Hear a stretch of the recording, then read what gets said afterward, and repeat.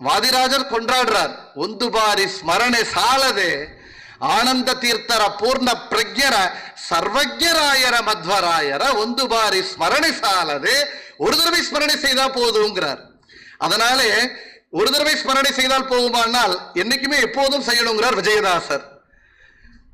ஏன் அப்படின்னால் மத்வராயர கருணா ಪಡೆಯದವದರೆಯೊಳಗೆ ಇದ್ದರೇನು இல்லதிದ್ದரேனு.